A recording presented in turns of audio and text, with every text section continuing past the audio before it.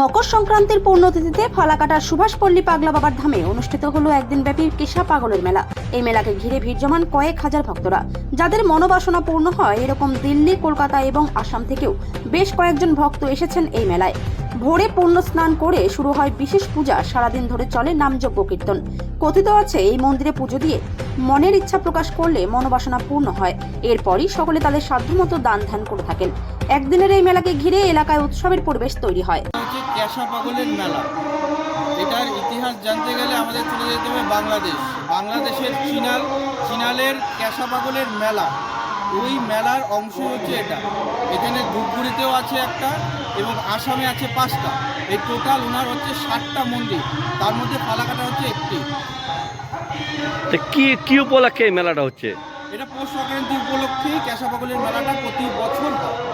তাতে মানে কি আয়োজন কি হচ্ছে, কি বৃত্তান্ত বিস্তারিত বলেন এই মেলা সম্পর্কে।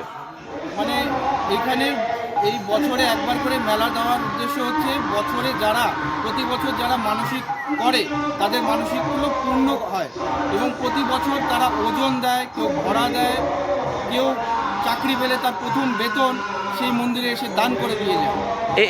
এটা কি একদিনেরই?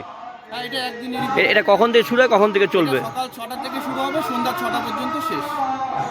এটা শুধু মানে পৌষ পার্বণেই হয়? হ্যাঁ, এটা শুধু প্রত্যেক বছর? এটা এবার কত বছরে বললো এই ফালাকাটাটা? ফালাকাটাটা 21 বছর। 21 বছরে পড়লো। আচ্ছা, আর এমনি কি মানে এই উপলক্ষে কি মানে আয়োজন করা হয়েছে? শুধু কি কীর্তন বা অন্য কিছু কি?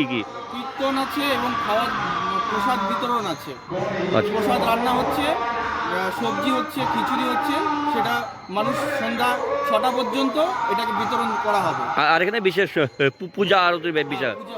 পূজা আরতির ব্যবস্থা করা আছে। আচ্ছা, আপনার নাম আর পরিচয়টা?